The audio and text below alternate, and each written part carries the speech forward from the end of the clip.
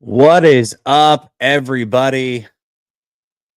Watching this Rams Dolphins game, and we can't have nice things. Like I was getting ready to go live, all excited. The Rams were down 10-0, and it looks like they just got a pick because Tua will do Tua things. But that's not why we are here.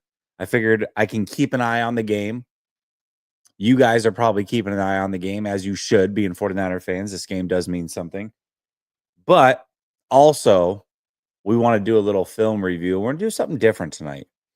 I'm going to show you 5 plays on offense, and then we're going to go to the defensive side. We're going to start with a couple plays from Kyle Juszczyk.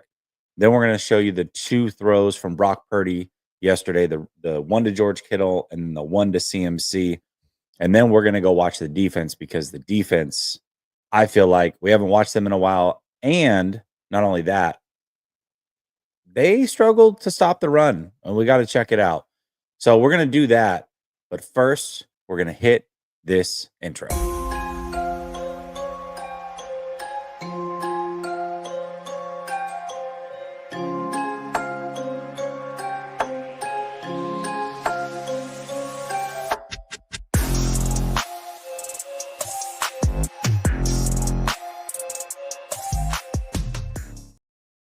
All right, welcome back to Last Second Sports. We are giving you our take down to the last second. And as I said, it is a film review night while also keeping an eye on the division rival Los Angeles Rams. And it looks like they just turned over the ball. So this is really, really good if that is the case. Let's see it. Let's see the replay.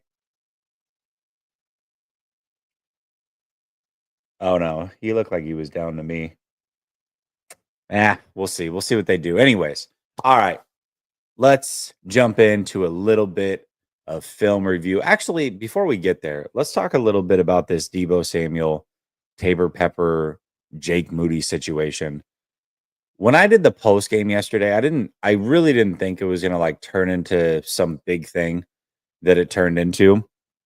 And so I just mentioned it in the post game briefly. I didn't actually see the original scuffle between Deebo and Tabor Pepper, but what I did see, because Marco, David, and I are in a text thread together, and Marco had sent a message saying, "Hey, Deebo and Tabor Pepper got into it."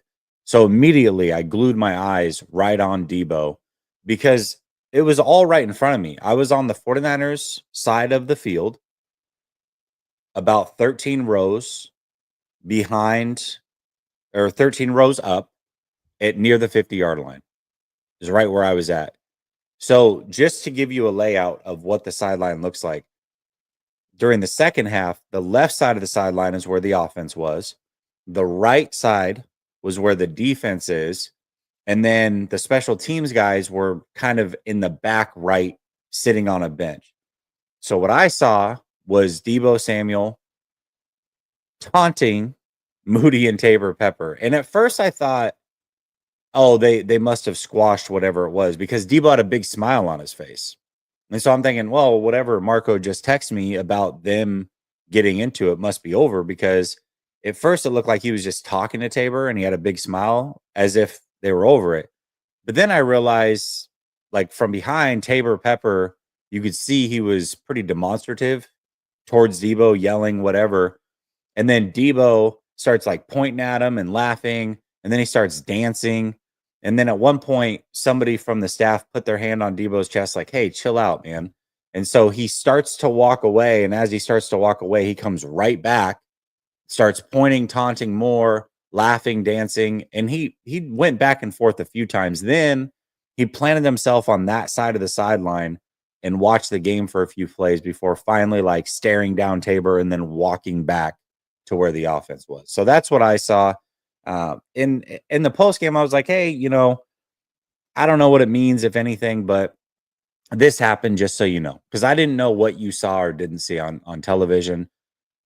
Obviously, I knew that the scuffle, or assumed the scuffle, had been shown because that's what Marco had said, that they had shown it, but the aftermath I was sure wasn't shown.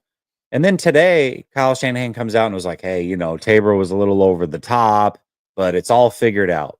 And it's like, well, listen, I'm not here to cape for a special teams guy.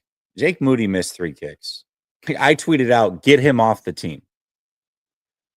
So I understand being frustrated if I'm Debo or anybody on that offense. I'm not saying you can't be frustrated. I didn't even have an issue necessarily with him like pushing or putting his hand on. Listen, you put your hand on my throat, you're getting punched square in the mouth, first of all. Like, I don't know what Tabor's doing, but he should have fired on Bud, but he didn't. Anyways, as soon as Debo did that or whatever, it was like, all right, I get it. Tempers get hot, heat of the moment, whatever. To me, though, the aftermath of Debo not letting it go and coming over and taunting Tabor and Jake Moody, that's where I draw the line. Now, I don't know what Kyle Shanahan does or doesn't know. I got to assume that somebody on the staff let him know, like, yeah, this was happening. So for him, for his answer to be like, oh, Tabor was a bit over the top. I mean, I get it. You're going to side with your superstar player over a special teamer, but I just feel like that's not something that needed to be said because Debo was clearly off his rocker for doing all the extra stuff afterwards. Like, I get frustrated, shove him in the face. That was probably a little over the top as is, but things happen. I get it. Competitiveness, 2 men getting in each other's face, things happen. But the extra taunting afterwards, that was just over the top for me. So that's the way that I read the situation. I did find it interesting that not many people really talked about it. And in fact, one guy on Twitter called me a liar. He's like, I was sitting 2 rows behind Jesse and that didn't happen.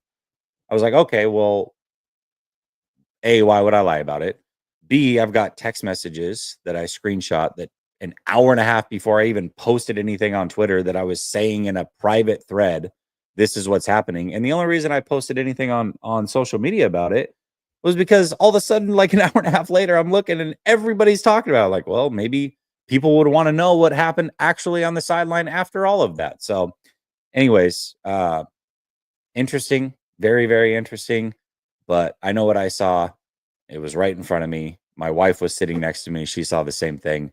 But it was, I will say that my wife was funny because she goes, yeah, I mean, I'd be pissed too. Like the guy missed 3 kicks. I'm like, yeah, I get it. I do. I totally get it.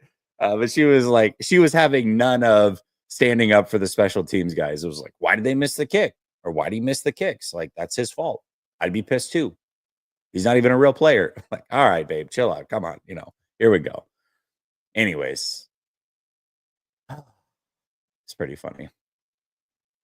All right. What did you guys think of the situation? Anything? Uh Jesse, just when I was about to blame you for the loss, I thought you were going to have to go totally redeem yourself. Just when I thought it couldn't get any worse, you go and do something like this and totally redeem yourself. Yeah, man, I did totally redeem myself. If they had lost again with me there, not so good. Not so good. All right, let me let me share this here and then we'll get that going. Okay. So, I want to show 5 offensive plays first, then we'll get into the defensive film. The first 3 offensive plays I'm going to show are centered around Kyle Juszczyk. And the reason that that is the case is because I caught Ryan and Grant's show earlier. And Ryan was talking about how Kyle Juszczyk is not a good blocker anymore. He just kind of gets in the way. And I hadn't really paid attention to it, to be honest with you. I mean, when we watch film of the offense, we're usually watching Brock and the offensive line. And so a lot of times we'll even fast forward through some of the running plays. So I started watching it and I'm like, I'll be damned if Ryan's not 100% right here. I mean, Juice is not a good blocker. Now, maybe this was one game, but it was pretty easy to find 3 plays almost within 5 minutes of watching, like, wow, this is not good whatsoever. So the first one is, let's see here. I think it's around 14 minutes.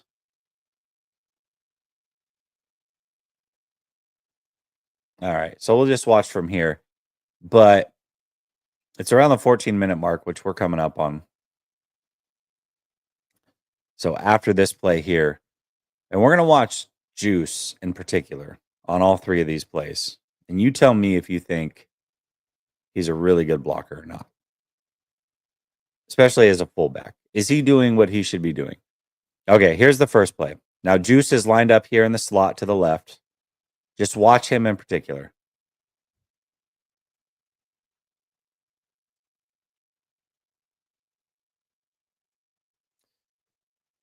Let's watch again. Actually, let's do it this way. Go slow motion. This is the best of the three, by the way, I think, off of what I saw. Here's Juice, completely missing this guy. Okay, now he's in a turn to get here, get David, and David still jumps in and is able to help make the play. Now, I think all three of these, he was supposed to block Levante David and doesn't block him at all on any of them. So that was the first one. The second one is at 17:25, I believe.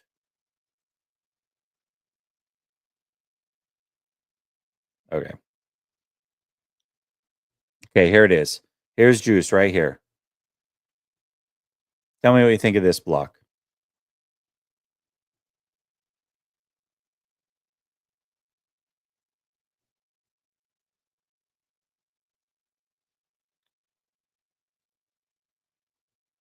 Oh, yeah. Nope. No, does nothing. He does nothing. He just kind of gets in the way. Juice is right here. Right here. Can you see that? Right here.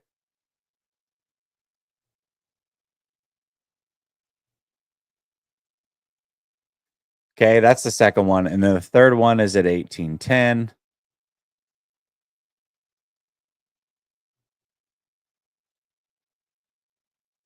So right here. Here's Juice right here behind Purdy. Okay. There's Juice. Lead blocker. Comes David. And does nothing. I mean, here, you can see it from this angle. Here's Juice.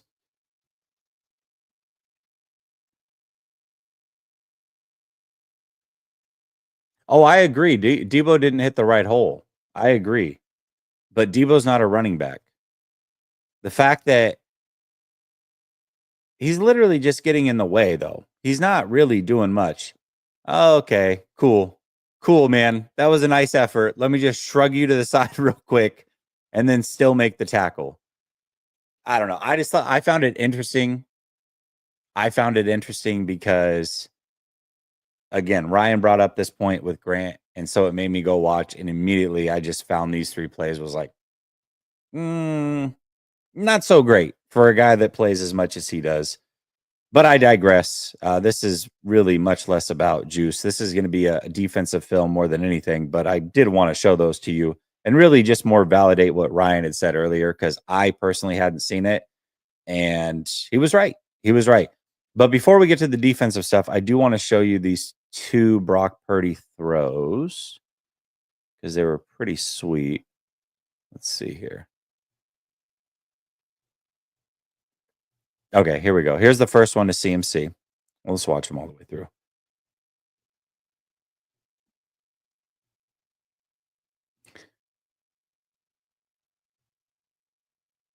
Dude, what a throw. Look at this. Wait till you see this other angle here and watch what happens. Not this one, but the back angle. You'll see it here too, but it's even better from the back angle. I don't know what Trent Williams is doing here. Clear miscommunication, but he just lets his guy run straight through. And Brock just makes a hell of a throw here. Here we go. Watch this. So Trent Williams lets his guy go free and then goes to help George, I guess. I don't know what the miscommunication was here.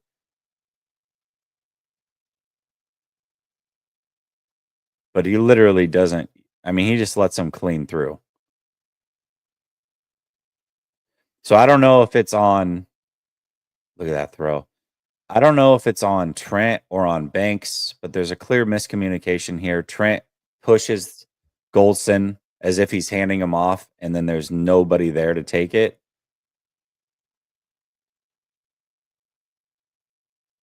I think Trent's off here. But look at that throw. Look at that throw. I think Trent's off here, though, because look at everybody else. They all slide to the right. Everybody else. Brendel, everybody. And Trent doesn't. But nonetheless, let's watch. Free runner. Purdy just fades back just enough and throws it up way earlier than he wants to. Boom. Right on the money. Look at that throw. Look at that throw. And then here's this one here at 47-45. Real quick. Hold on. Yeah, here's the one to George. Check this out. So good protection, but nobody's really getting open. So Purdy buys a little bit of time here. Great catch by Kittle too, but great throw. See it from this angle. So good protection, keeps his feet moving. Okay, nothing. All right. Oh, look at that throw. Look at that throw. One more. See it from this angle here. This is probably the best angle.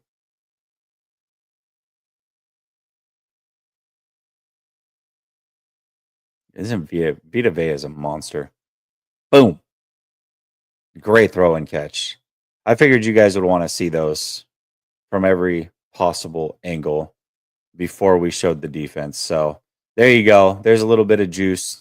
Not doing a great job. And then Brock with his two best throws of the evening. All right, now let's get into, of the day. Let's get into the defense, though, because I don't think it's necessarily talked about enough when we talk about how bad the special teams is.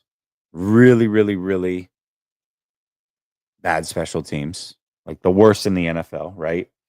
And then we talk about, the offense and their red zone woes and all those things. All of this is true. And statistically, the 49ers defense is good against the run. But those of us that watch every single game from the San Francisco 49ers know for a fact that teams that stick to the run and run right up the gut on us are going to get the job done. They just are. And it was very evident yesterday. And this is an issue that we've really got to pay attention to because the 49ers play a lot of top 10 rushing offenses down the stretch of this season, 5 of them in total. And the Tampa Bay Buccaneers had their way in the run game at times, especially when Bucky Irving was on the field. So, here we go.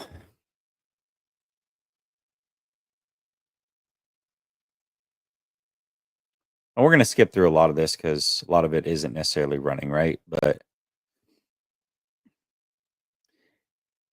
And the hard part is that, I mean, these guys are falling forward too.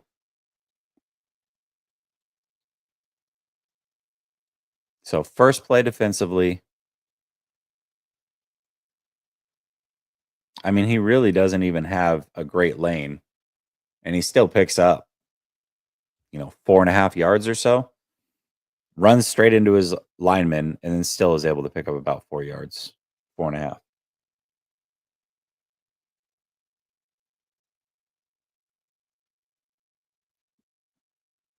It was nice to see Renardo Green, though, as a starter yesterday. Anytime they had 2 corners on the field, Renardo was the second corner. That was pretty sweet.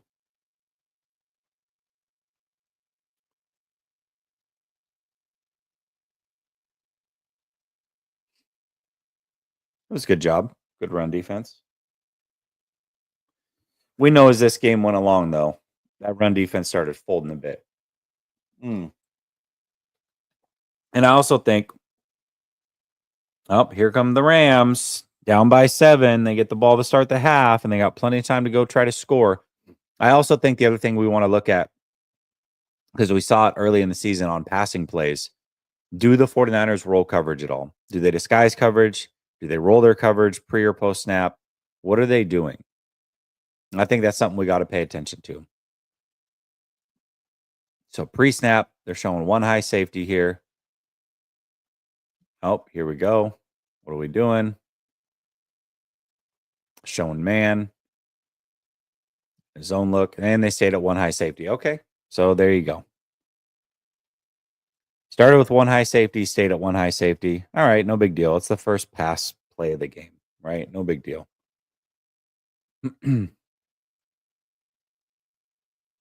We'll skip through a lot of this.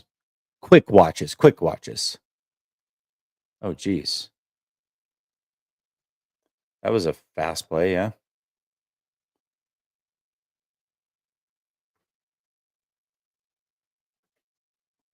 Then hurry up. I think Baker completed like 3 passes to his receivers, man. Keep in mind, they were without their top 3 receivers, okay? And they lost Tristan Wirfs in the first half for the whole game, the whole rest of the game. So he's basically their Trent Williams, Tristan Wirfs. He's that good. And they lost him. So their offensive line was depleted for the whole second half. They're down their top 3 receivers, and yet the 49ers defense folded like a cheap lawn chair at times in the second half.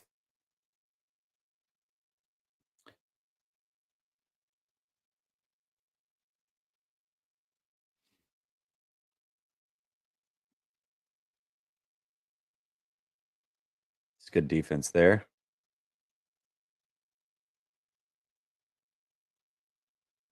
Okay, showing one high, staying in one high. They just don't disguise. They just don't disguise. Okay, here we go. Second time with the ball here.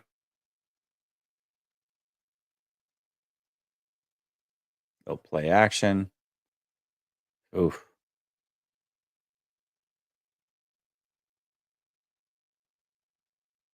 Again, one high, showing little zone. Just a nice, easy little dump off. Devondre Campbell. Ladies and gentlemen, Devondre Campbell. Oh, hold on. Looks like I got a couple super chats.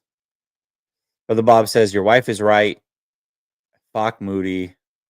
Off with his head. If he dies, he dies. Dave says, Jesse, oh, we suck again. Fire Tang and my own gosh, dude. He's so funny. So funny. Oh. the Berman. Whoop, whoop, whoop, whoop, whoop, whoop, whoop. Berman was the best, man. Those of you that grew up on ESPN back then. All right, we're showing too high. Looks like a cover 4 type look, potentially.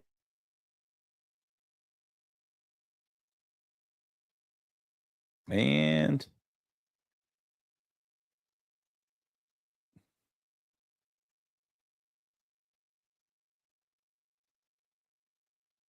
all right, Campbell, chill out, man. Chill out, would you? Chill out. Chill out.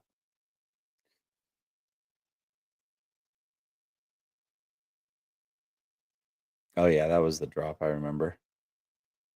Oh, here we go. Here we go. Yeah, here we go. Bucky, man. Bucky was that deal at Oregon. Let me tell you. Let me tell you about Bucky Irving at Oregon. I loved him at Oregon. And I'm rooting for him in the NFL, obviously, but not yesterday. Not so much yesterday. He's a good player, though, man. He's a good player.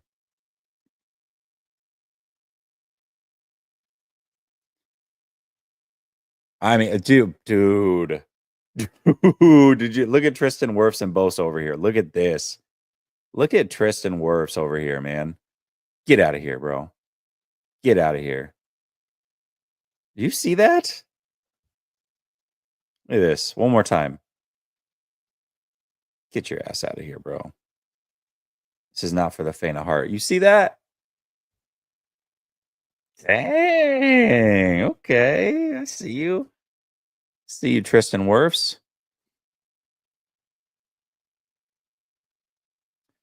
All right. Split safeties. They stay in split safety looks. Good for you. Nice sack. Nice sack.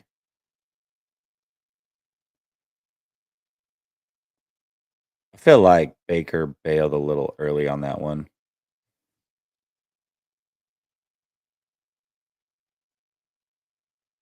Hits the top of his drop. I think he could have stood tall and taken his shot and delivered it. But, it's a lot easier to say that when you're watching it on film than living it. Here go the Rams driving. We need the Dolphins to win this game. Malik Collins, though. Let's look at this. Malik Collins right here in the middle. He's nasty, dude. Malik Collins is good. He flashes sometimes.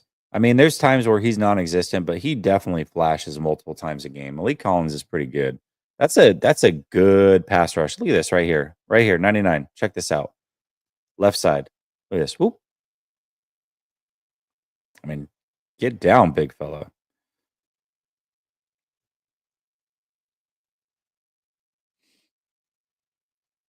Okay. I want to see more running plays. Oh, Stafford fumbled. Oh, he recovered. It was literally just the tight ends. That's all you had to worry about. Tight ends, tight ends, tight ends. That was the only concern.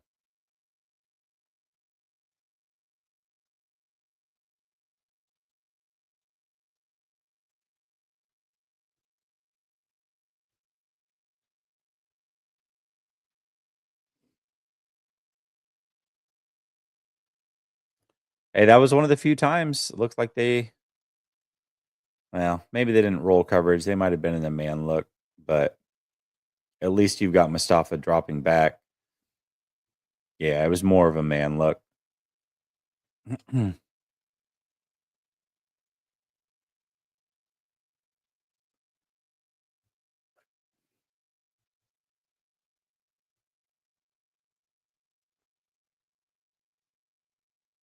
Oh, Mustafa.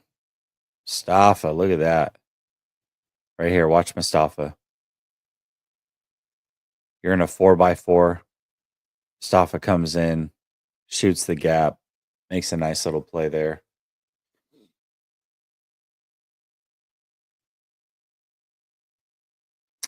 Oh, there you go. Rams get themselves in field goal position. They can get within 4 points at half and they get the ball. Look at Mustafa right here, far left. Watch him. Watch him shoot this gap. Nice. Nice. Kalia Davis, look at him. Look at him drive. Look at him just run 69 clean over. Allows Mustafa to get in nice and free. Beautiful, beautiful, beautiful. And the Rams don't have Jake Moody, so they make the kick. All right. Good for them. Good for them.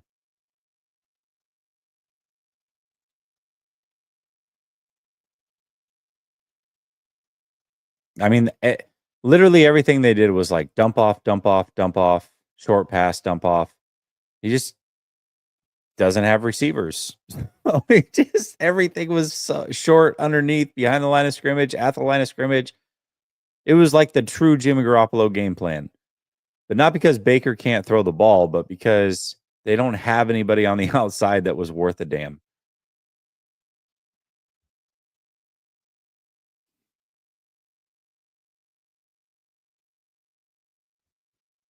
All right.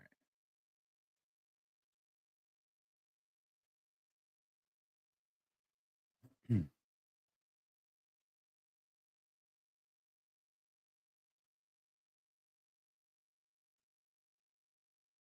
I remember that throw. That was a great tight window throw by Baker.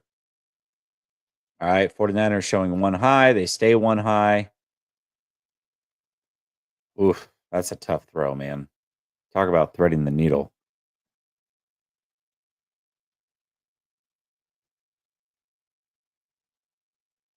Jeez.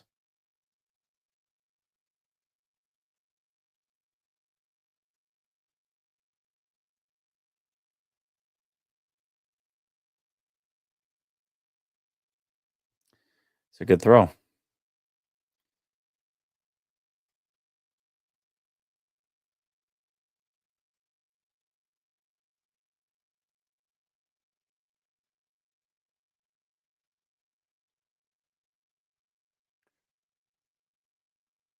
I mean, everything. It's the same thing over and over.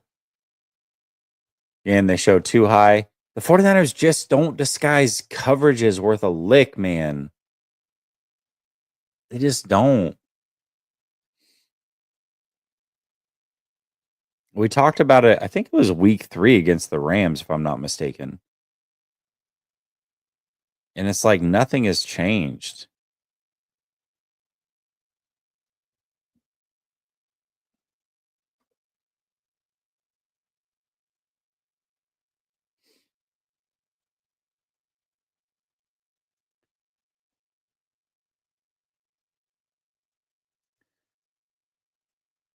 Nice play there. Nice play there. Malik Collins, yet again. This 49, the interior of the 49ers defensive line would be dead in the water without Malik Collins. Look at that, dude. Look at how agile he is, man. Watch this. Look at that.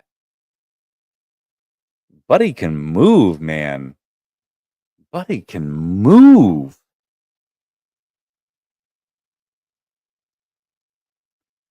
Thanks, Aaron. I really appreciate you, man. Hopefully you're having a good night. Everything's been well with you. Appreciate you.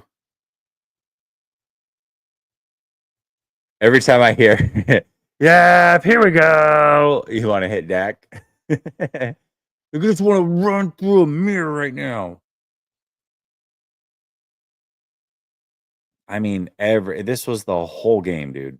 The whole game was just like, but again, here's the 49ers in 2 deep, literally zero disguise. Like, okay, we don't roll coverage. We don't do any of that. We just, what you see is what you get.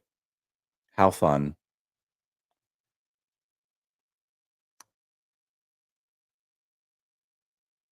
I mean, okay.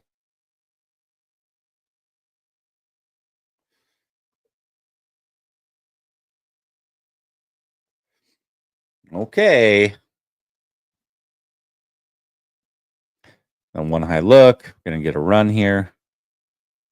But everything, this is what we were talking about. Like, why wouldn't you run against this, right? You've got Bosa out way wide. You've got your linebackers 5 yards off the ball. Your corners are even further. And then, you know what I mean? It's just, I don't know, man.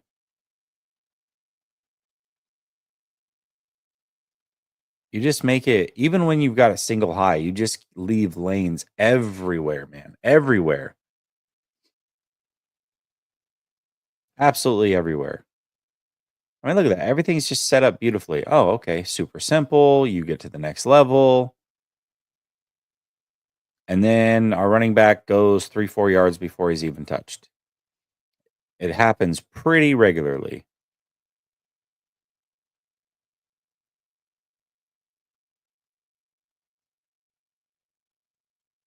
Pretty regularly.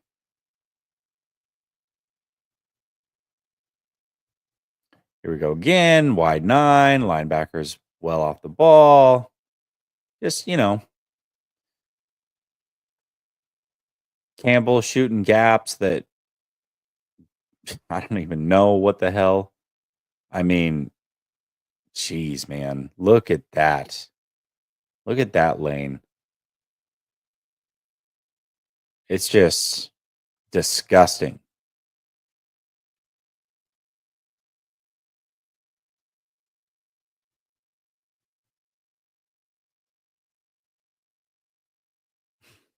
atrocious.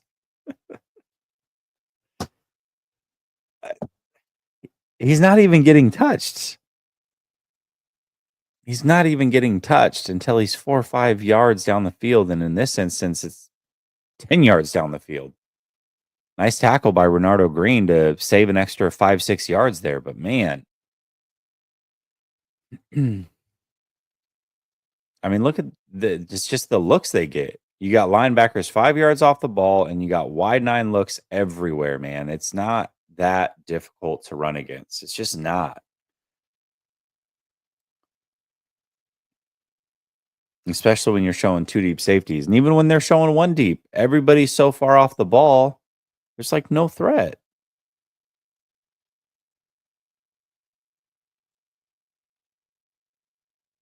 You love how big helmet guys square off? Yeah, yeah.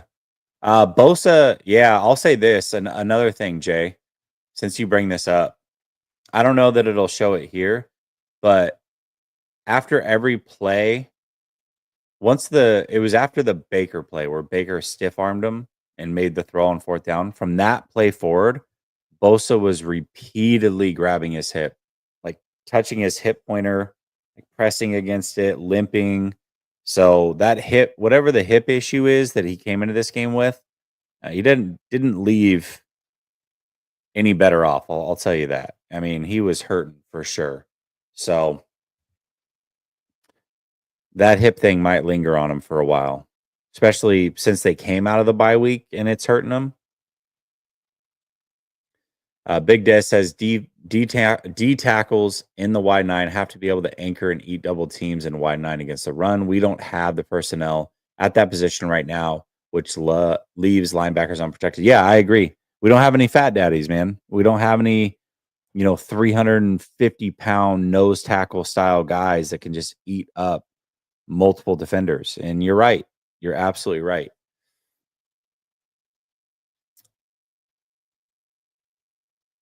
Yeah, I agree, Aaron. Bend but don't break. But that was more so a case of the Bucs just not having any threat. Once they got in the red zone, other teams are doing well against the Niners when they get in the red zone. The red zone defense isn't great. It's not great.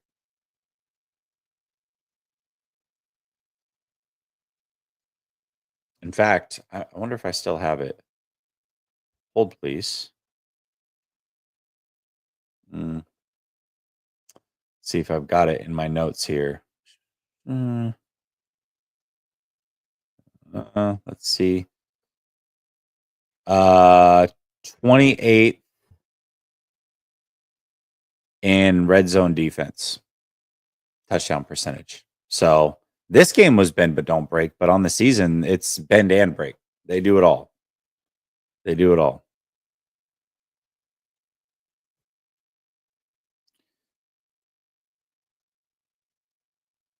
I mean, I don't know what the situation was here, like where they're at in the game. I think this might have been, yeah, okay, end a half. I get it why they're throwing. Never mind. I get it. I get it. I get it. All right, we get an incomplete here. Got it. Got it. Let's go. 25 seconds.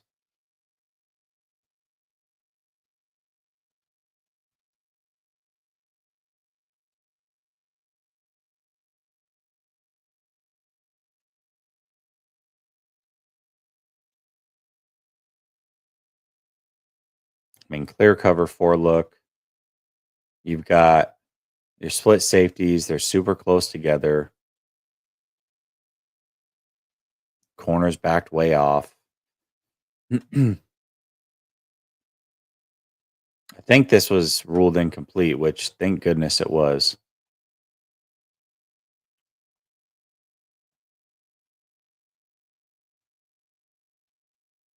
Oh, false start. You notice this year they blow the whistle a lot more on false starts. They don't allow, like, that's a Aaron Rodgers special right there. Like, okay, let's go. Snap the ball, get a free play. I mean, I don't know that maybe he touched him, I guess. He came across the line. I'm not really sure.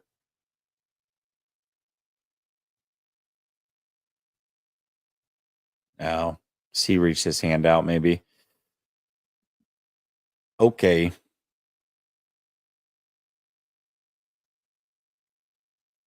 And that was it. Okay. Otten dropped that pass, I remember. All right. Here we go. Second half.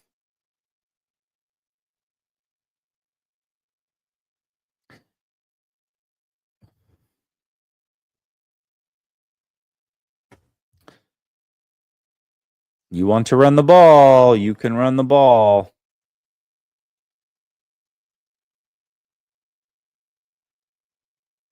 Nice duos. That's the thing that kills us, man. You get those duo blocks. And I feel like that's been crushing us all season long. Look at this. Duo right here on Malik Collins.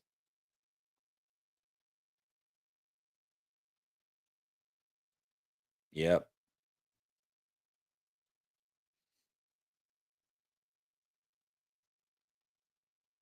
Armstead had his shortcomings with injuries, but he had monster strength with crazy length. Yeah, for sure, man. He was a difference maker in the run game. There's no doubt about that, man. 49ers are definitely missing him this year. Definitely missing him this year. For sure. As far as run defense goes, yes. Absolutely they are. He was a really good run defender.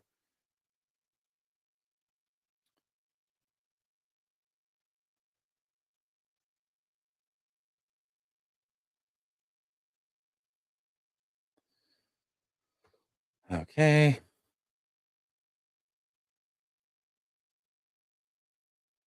Oh, this was after the muff punt. Yeah, that remember they started the second half 3 and out, and then they got the ball right here. Look at this run. Jeez, man. It's just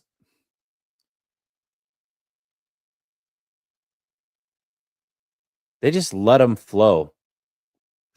See ya. Bucky Irving just doing work. Doing work. Elliott gets a nice clean in and just blows right past him. Look at this. Okay.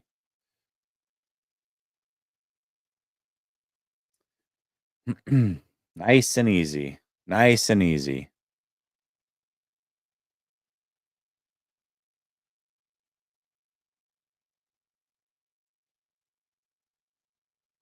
Dude. Who hit him first?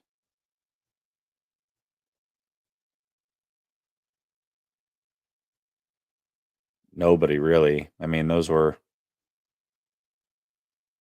sloppy until the end. Yadam got him, but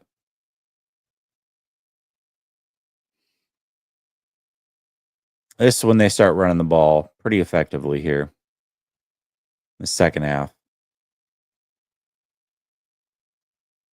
That was a great play. That one was the Demo.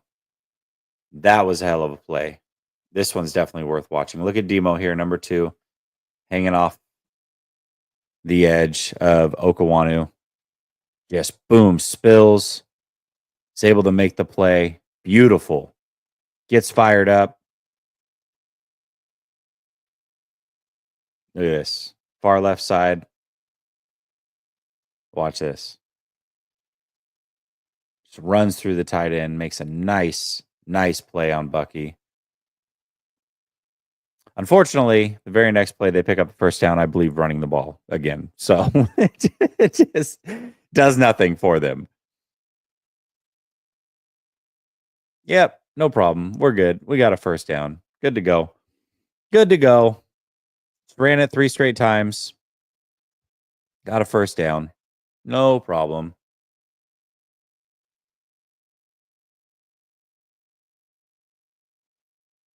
Unbelievable.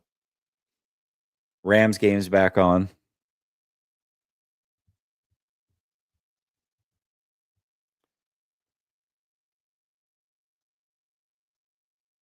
Dude.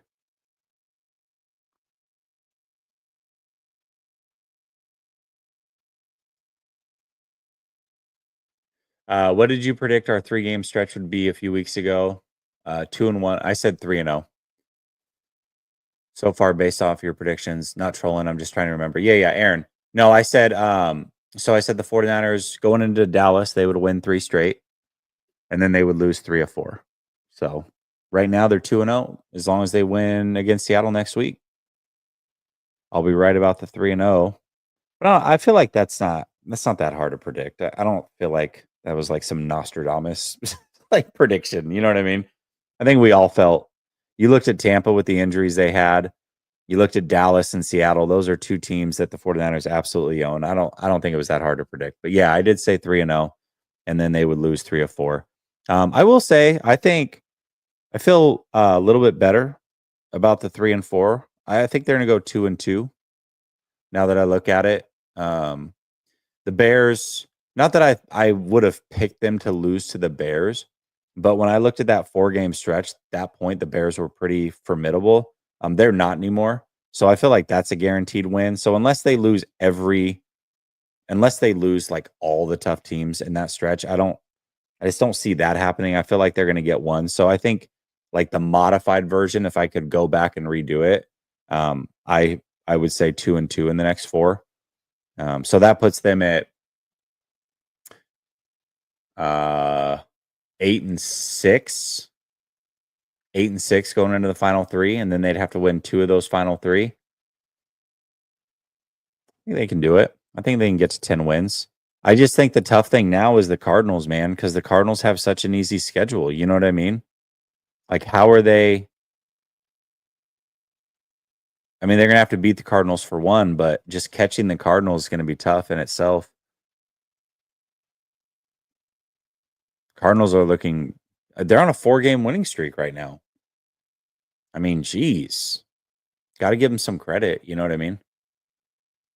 Do we have a shot against the Lions? Yeah, I mean, I feel like we got a shot against all these teams. I really do. But at the same time, the Lions, they had 5 interceptions yesterday and still found a way to win. Like that team is just rolling right now. Dave says, I'm pretty sure my 7 and 10 included a loss yesterday. Okay, fair enough. So then you're what, modifying to 8 and 9? Dave says, but hey, maybe Lyle will let me down in another week. All right, fair enough. But yeah, I mean, they have a shot against anybody. I just think it's tough when your special teams is this bad. And the other thing about the Lions is that they're one of the better run defenses in the league, if not the best. And they can run the ball. And I think that always travels well, and the 49ers struggle to stop the run. So the Lions should be able to control the clock, and they're going to make the 49ers be one-dimensional. It's going to be really, really tough to beat. And they don't have the special teams problems that the 49ers have. So I certainly won't pick the 49ers to beat the Lions, but could they beat them? Yeah, they could. Certainly they could.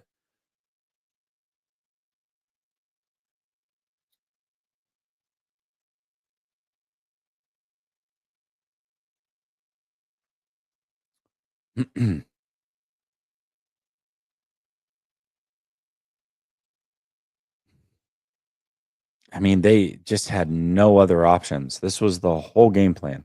The whole freaking game plan. Dump off, dump off, dump off, dump off, dump off. It's like you knew what was coming. It was death by 1,000 cuts, and they couldn't do ish about it. You know what I mean? Winter sighting, yeah, for sure. I like Winters. I think that I would rather play him over Devondre Campbell personally.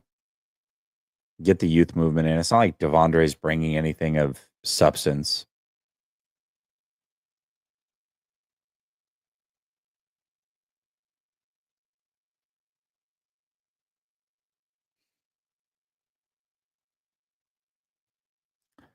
Okay, you got one high safety. I mean, dude, they're loading the box and they still can't. Look at this.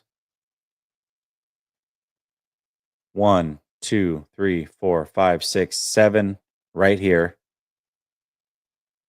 You're bringing an 8th down and you still cannot stop the run, man. Not even not stop the run, but just bullied, man. Absolutely bullied. Oh, Fred Warner with a missed tackle, it looks like. Gosh, man. See it from this angle. Slow motion.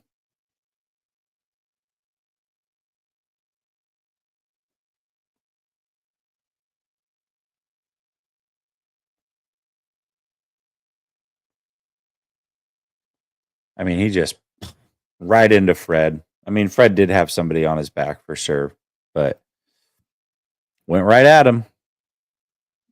Went right at him. Another run play. Another 8 in the box.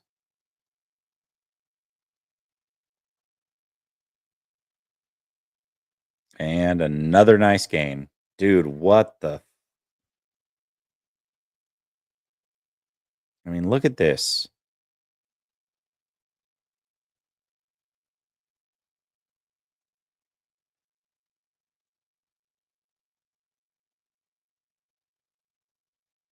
Just bullies, man. He's able to fall forward. Yeah, Evan Anderson hurt his hand there and had to run off the field. I remember that play as well. Oh, here we go. 52-yard field goal attempt by the Rams. Let's see what happens. He's made it from 34 and 55. And he makes it. Oh, there's a flag on the play. False start. Oh, no. Uh-oh. Uh-oh, Rams. You're going to make him kick it again from that far away? That's unfortunate. This was a slick move by Baker. I remember this play. Hold on. Look at this. It's incomplete, but watch this.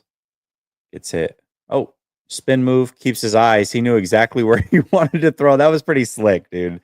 You got to give him some credit on that. That was pretty slick. Good defense, though. Renardo Green, man. Great defense. Great defense by Renardo Green. But that was a slick play. And now he misses it from 57.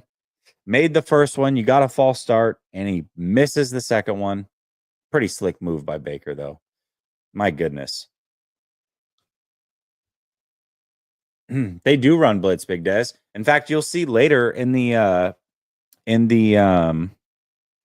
game, they're run blitzing and they still are giving up. In fact, a couple plays ago, we just saw them blitz and it didn't matter. But you'll see. Yeah, they do. It just isn't effective at times. It's not effective.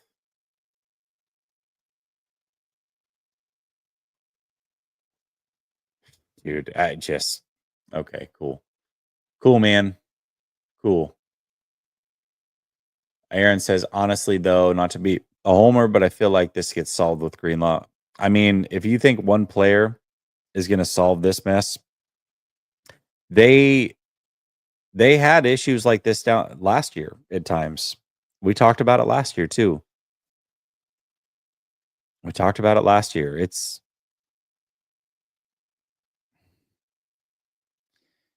I'm not saying it can't improve a little bit with Greenlaw, but I don't think one player is going to solve it by himself, personally. I mean, dude,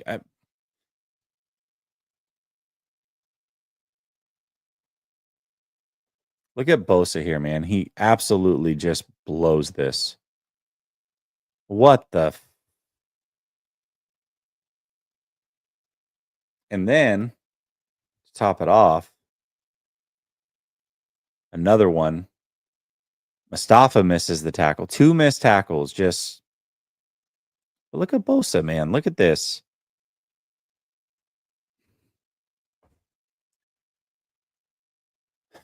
No, Campbell's bad. I agree. Like I said, I'm not saying it can't improve, but you said gets fixed.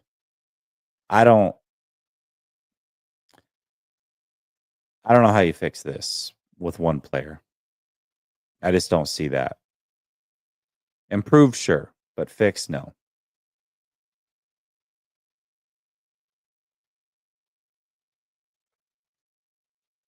I think this is where Fred Warner does blitz, in fact. And they still, oh my gosh, dude. Just, that was not the play I was thinking of, by the way. There's a play later where Fred Warner blitzes up the middle and they just still gash for like 6. But look at this, dude. He doesn't even get touched, man. Literally untouched. Nobody got a hand on him. Not a single person put a finger on him. I'm pretty sure he goes untouched here. And if anything, it was like a swiping hand as he's running past. Look at this. Nothing. Literally nothing. And the crazy thing is, as okay, so when you send somebody in motion here, you're hoping that the linebackers kick over. And they do. They do. But watch how fast they flow. They recognize right away what the play is. They kick over to the right, but they immediately fire left. And they don't even kick over that far. Look at it. Fred Warner and Campbell. Look at that. I mean, dude.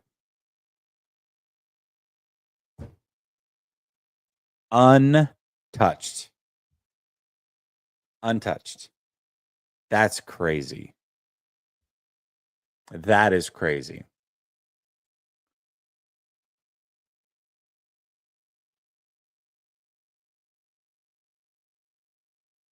This play was weird. And it obviously didn't work. But I remember saying, like, if I'm the Bucs, I'm not even running this weird trick stuff. Why? Just run it right at us. You just had a whole drive where you ran right at the 49ers, and now you're doing this crazy trick stuff. Like, I mean, it's a cool little play design, don't get me wrong. And really, you could fake this later on in the season, and then now you've got like a pitch option where Baker, you know what I mean? You got Baker out on the edge and he can pitch it or he can keep it. It's a cool little play design, but I just felt like at that point, you were having zero issues just lining up and running the football. So why even, you know what I mean?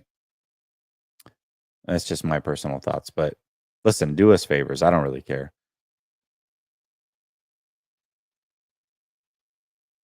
Oh, look at, we're rolling coverage. That was cool. That was cool to see. Rolling coverage for once.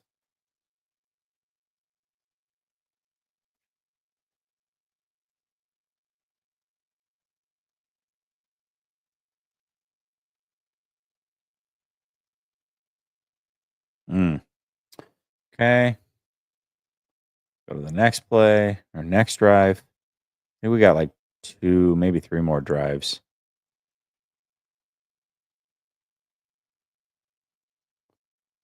That was one of the better run defenses that we've had.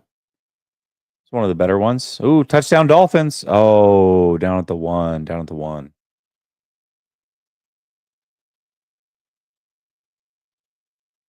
One of the better jobs there. Kalia Davis. Kalia Davis does a great job. I mean, he's the one that basically makes that play. He made it work.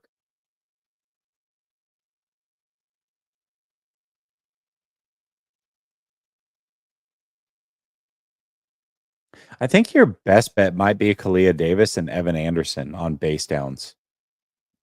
I think that might be your best bet. Yeah, Trice brings up a good point. I mean, Greenlaw is the same name, but doesn't mean he's the same player. CMC didn't look anything close to himself yesterday. So how many games does it take? Or does it even happen this season where Greenlaw is Greenlaw? Now, we hope that a shell of himself, Greenlaw, is better than Campbell. But that is a good point, Trice. I mean, there's no guarantee that Greenlaw is the Greenlaw that we know and love. Oh, here we go. Here's the Trump dance that everybody was all pissed off about. All right. I think here we go. Next drive. Here we go.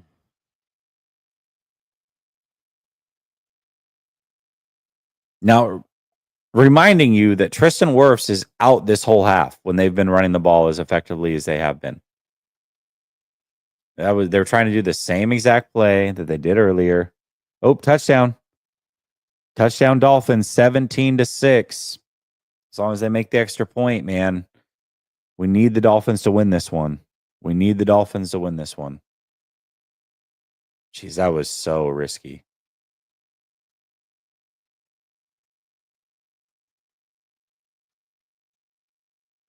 Just complete miscommunication. Feel like that actually might have worked too.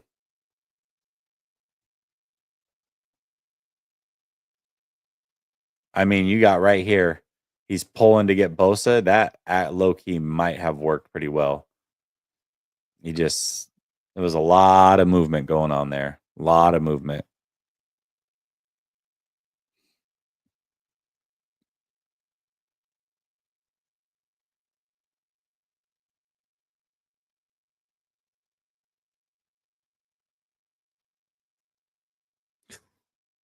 Man, if he hits that throw.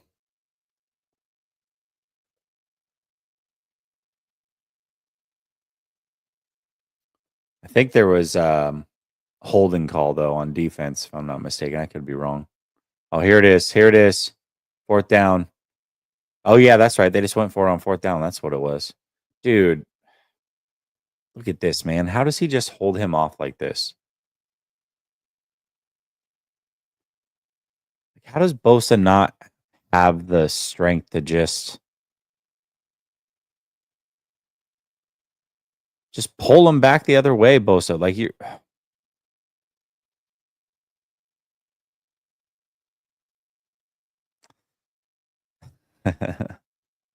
Yeah, I agree, Aaron. He does over pursue and miss tackles. Completely agree with you. Look at this. But he has him dead to rights right here.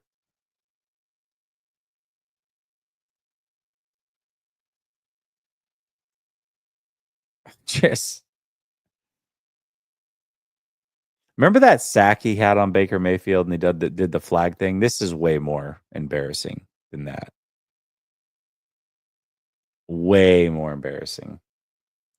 All right, now let's watch them proceed to run the ball at will, I'm sure. That's what's about to happen. Oh, yeah, that was the penalty on the 49ers. Remember that. 5-yard penalty, automatic first down.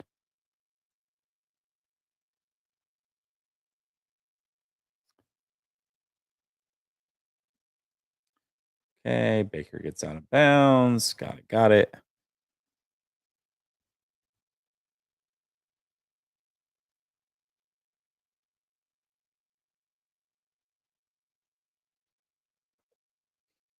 Maybe they don't really run the ball here. I don't remember how this sequence goes when they got. I felt like they had a couple runs. I could be mistaken. Full out blitz. Hands to the face. That was the first one. Gosh dang, Warner. Come on, man. That was so clear. 49er fans were getting so mad at these, like the back-to-back-to-back penalties, but they were all penalties. It was just undisciplined football.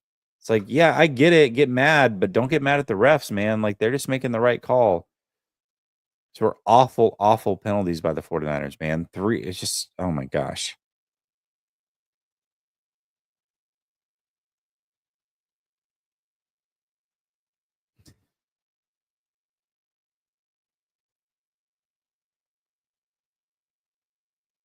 I mean, dude, Baker just shrugging people off. But this was the second penalty.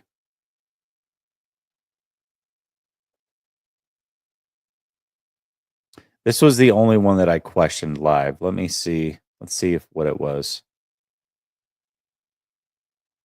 Oh, yeah. You're around the neck of the frickin' quarterback. They're going to call that every time.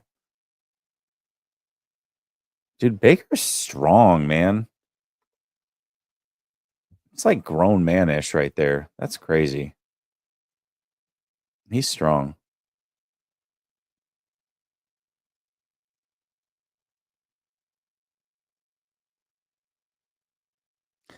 Rashad White wasn't near as effective as Bucky was either.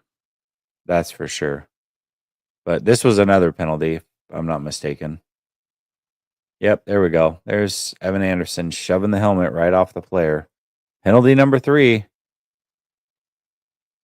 This was a good run. So I figured they would run the ball on first down, then they would throw it. But then they ran it again on second down, which made no sense. But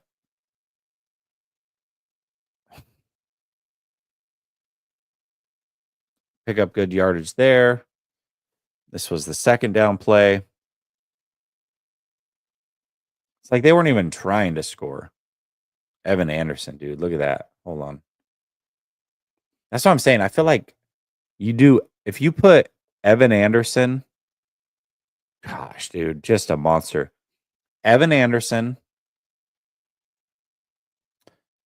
Kalia Davis, base downs, that will help against stopping the run because both of them individually are massive, massive human beings. Look at this play by Evan Anderson.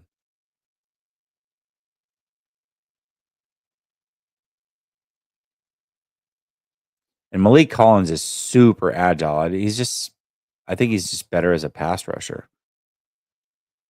Evan Anderson, man, just savage.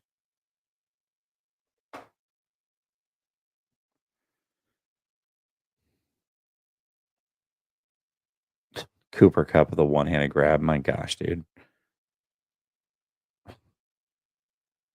Just makes it look easy.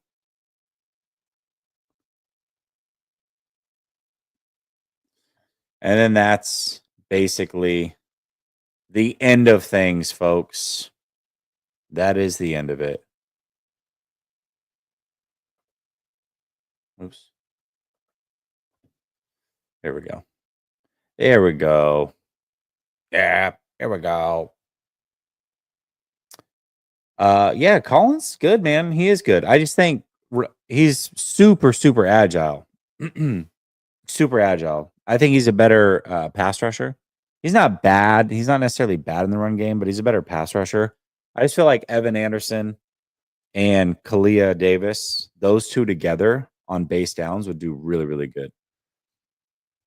Who on the Niners hits the hardest?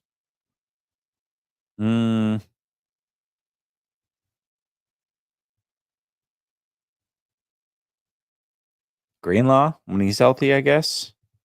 Greenlaw, but right now, yeah, Mustafa. I think Mustafa's a good choice. I think Mustafa's a good choice. I mean, him and Mustafa on the field together would be kind of fun to watch. I'm not going to lie. Those two fly around like crazy. Should we watch the third quarter together? Finish the third quarter of the Rams Dolphins game together? What do you think? You guys watching it right now? You should be. We need the Rams to lose, man. We need the Rams to lose because if they win, they're still ahead of the 49ers in the standings. We need them to lose. We need them to lose. They're down 17-6 right now.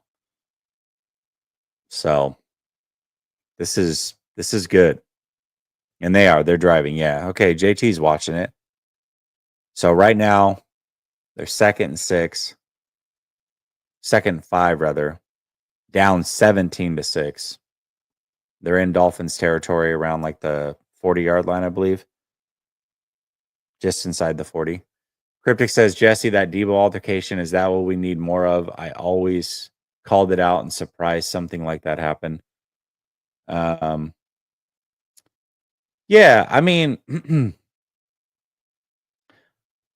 I don't know that we need like more altercations per se, but I talked about this a couple weeks ago, how there's like not that player on the team that will grab another teammate by the face mask and like let them know, like, hey, you need to play better. That's not necessarily what happened. I do like that Debo said something to Moody. I don't know what was said. I feel like it was a little bit more than lock in. And Tabor stood up for him, and Debo fired back. That was an altercation. And then Debo taunting him on the side repeatedly after that was super uncalled for. Super uncalled for. But I don't mind the passion from Debo. I like the passion from Debo. I just think it was a slightly misplaced. Slightly misplaced. But yeah, I mean, it would be nice to have a player that will hold others accountable. My thing with Debo is that's great. You did that with the special teams guys that nobody really cares about, but have you ever done that with any of your other teammates? I haven't seen it.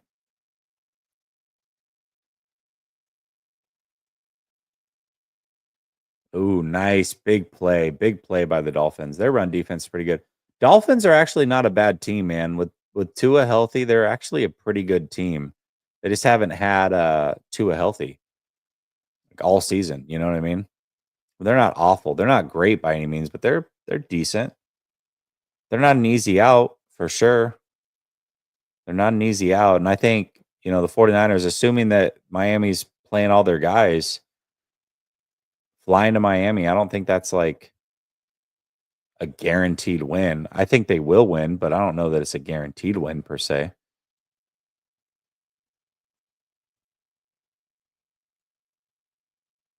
Oops, sack Stafford.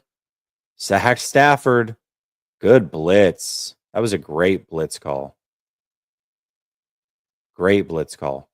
What do they do? Are they going for it on fourth down? Jeez. Just had no time. Great, great timing on that blitz.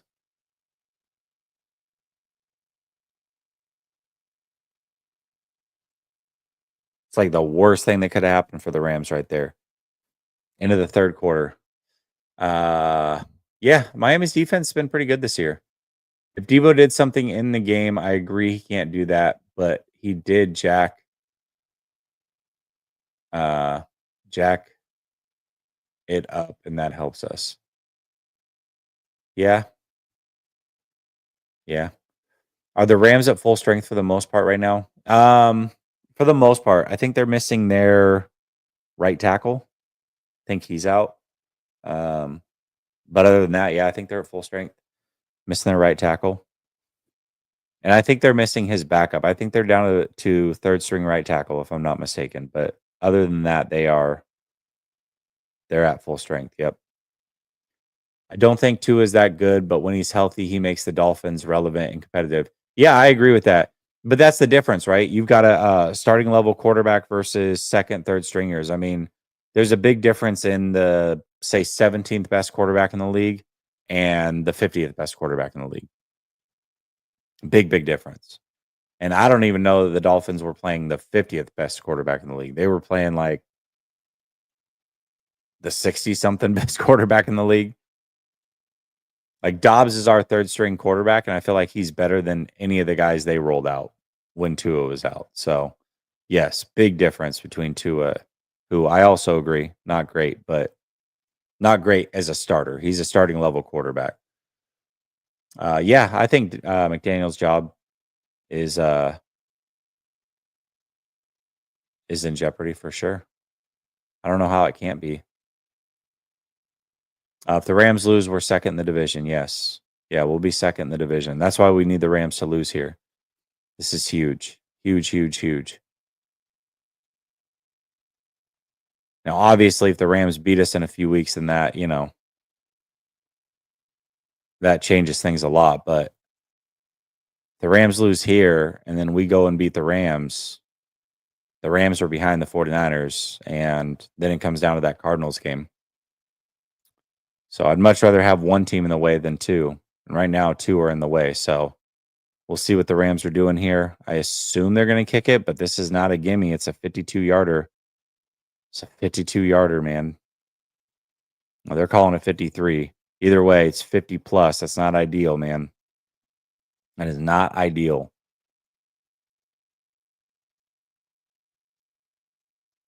They don't have a touchdown all game.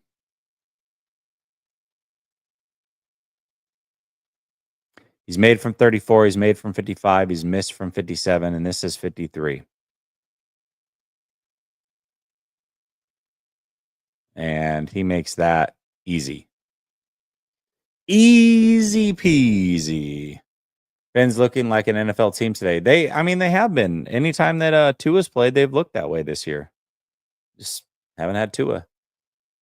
Texans have a great coach, that's all. I wouldn't say that. I think when they're healthy, they got a good running back, good receivers. They have an atrocious offensive line. CJ Stroud, I think, is a good quarterback, but he's got to put together, multiple years before he's elite. But he definitely puts things on film that are special and elite. And then he's making a lot of mistakes this year that he wasn't making last year. So, no, I don't think CJ's overrated. I guess it just depends on what you mean by overrated. I think that, people rush to crown quarterbacks in the league for sure. I'm a big fan of CJ Stroud. I was coming out of college. I thought he was the best quarterback in that draft. I think that much is clear. I think he had a hell of a year last year. But I mean, if a lot of people were like, well, I mean, if I had the chance right now for the rest of a career, him and Josh Allen, like people were having these conversations. Like, I mean, outside of Mahomes, I think I'm taking CJ Stroud for his career. It's like, well, let's pump the brakes a little bit. So I think CJ Stroud's a good player, and he still puts great film out there at times. But this is the league, man. This is why you have to stack years. Like Jaden Daniels is playing really good football, but you got to see it for 3 or 4 years before you can just say, hey, this player's X or this player's Y. You've got to see it, man. You really do. God, Tua. Oh, shoot. Oh, yeah, that's it. I think, quarterbacks come in the league, the second year, the tape's out on you. And then now it's on them to make the adjustment. Oh, they're going to call a penalty here. Okay. Personal foul. Wow. Okay. First down. They call roughing the passer? I can't hear it. I can just see it. Oh, afterwards. God, this is stupid. Come on, dude. Undisciplined football, man. That's so stupid. Your team is down. Like, what is that going to do for you, man? So dumb. So dumb. I'd be pissed if I was a Rams fan right now. Everything matters right now if you're down by 8. And you just made a stop on a play right before that. Like, come on. So stupid. Dude, almost another penalty. He was so close. It wasn't the same player, but he was super close to having a penalty right there. He like reached up to grab the face mask. Come on, dude. Idiot. Idiot. Weird take, but I feel that Josh Allen is the rare exception when developing a quarterback that has actually worked in the league for a very long while. Yeah, I don't know. I feel like as far as elite quarterbacks, yeah, but I mean, Lamar's developed quite a bit. I mean, I know he started out good, but he's developed quite a bit as a thrower. I think Tua, I mean, remember Tua's first like 2 years in the league? He was like in and out of the lineup. I feel like he's developed pretty good. But again, he's not like elite by any means. He's a decent quarterback, mid-tier level starter, something like that. But yeah, I mean, Josh Allen's like from raw, if you're talking about like from raw quarterback, him and Lamar, but Lamar showed a little bit more early on than even Josh did. So yeah, that's fair. That's fair. Yeah, Lamar Jackson's gonna be a Hall of Famer. That's for sure. Who do you think is coming out of the AFC North? Very competitive. We'll see. I mean, this week we got the Steelers. Excuse me, the Steelers. Jeez, my voice is going on me. We've got the Steelers and the Ravens this week. I have a feeling the Ravens win that game, but we'll see.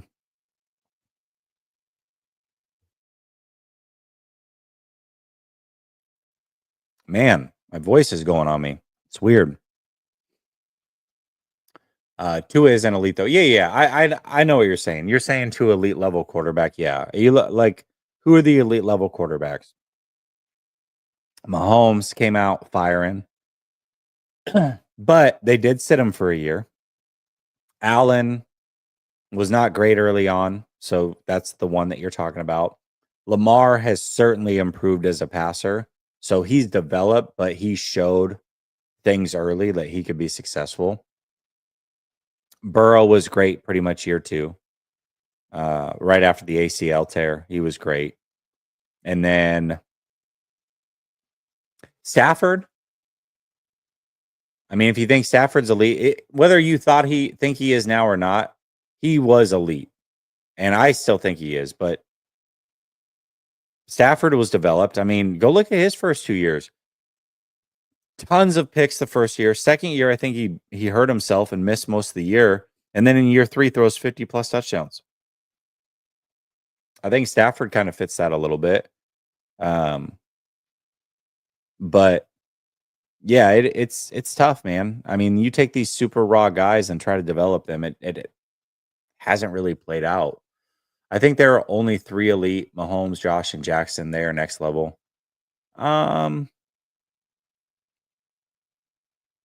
Yeah, you might. I mean, that's fair.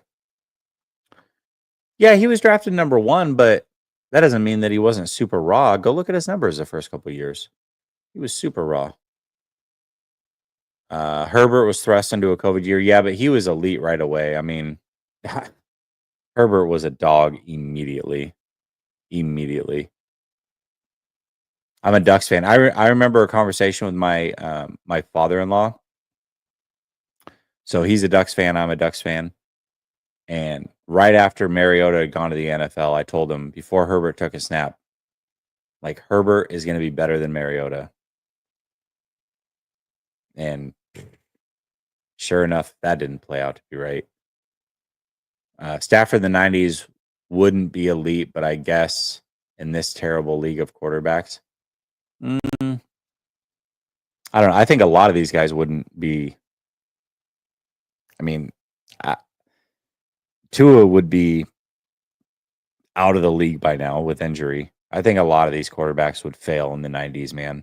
A lot of these quarterbacks would fail in the 90s, period. Do you think Burrow's fallen out of elite status because of the injury? No, I don't think so. I don't think so. I mean, if he had gotten hurt this year, for sure. But no, I don't think so. I just don't like the idea of drafting based on development. I feel like development needs to happen at the college level. Yeah, I just don't think. I also think that teams are too impatient as well. I think both can be true. I don't, just drafting off of traits, I completely understand and completely agree. Like it's not enough, but I think teams are rushing the development process. Oh, that was a huge sack. They needed that one. Wow. Tua, man, you got to get rid of that ball, bud. You've got to get rid of that ball. You had time to get rid of it. The pressure wasn't there right away. Throw that baby away, man. Throw it away. But yeah, I think teams are rushing it a little bit too. Gonna get killed in the 80s. Yeah, for sure. Burrow is elite. One of 2 when it comes to eye test.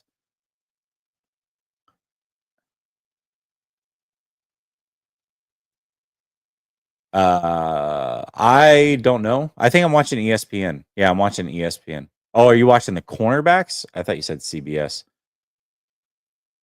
Oh my gosh, dude, no way. Oh, what's the penalty though? What's the penalty? Oh my gosh, if this gets called back.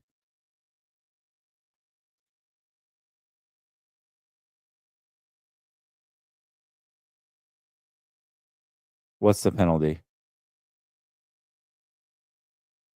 Oh, looks like it's on the Rams. Holding defense. So no matter what, it would have been a first down. Wow. Wow.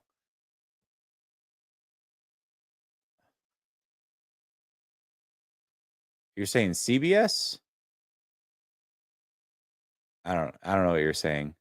I have Super Box, watch local channels. Oh, okay, I got you. I'm watching on ESPN, but I'm not listening to it at all. What do you think the Chiefs are doing that makes them different than the Eagles of 23? It feels similar, but the Chiefs just seem to be going undefeated and feels more earned than the Eagles. Um, they're finding crazy ways to win. And I think the other difference is they have so many injuries and all these guys are getting healthy here in the next couple weeks. I mean, they're going to come out of their bye week here in about 3 weeks or whatever. Or no, I think they already had their bye week. But they're in the next 3 weeks, they're going to be getting a Minahu back. I think they're getting Pacheco back and Juju back. So that's going to be a big help. I still think Kittle's elite as a tight end. Yeah, he is. Yes, yes. Do you know how much better Purdy would be under Jim Harbaugh? Man, I'll tell you what, he would have all the backing and confidence in the world from Jim. Jim's great at that motivation stuff, man. Jim Jim doing it again. He's done it at 3 college teams, now twice in the NFL. Like, Jim's a really good coach. I'm watching ESPN and have 2-second delay from what Jesse says. I'm in Cali too. Oh, really? Which is kind of crazy because I'm on like a 10-second delay to you guys. So that means you're on like a 12-second delay. Because when I say something, it takes about 10 seconds for you guys to actually see it. 7 to 10, something like that.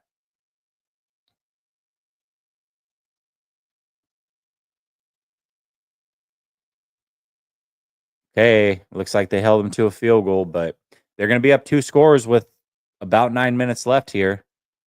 I mean, this is huge. Don't be stupid. Do not go for this. Get them off the field. Come on, Mike. Don't do stupid stuff, dude. Just go up 2 scores, would you? My gosh.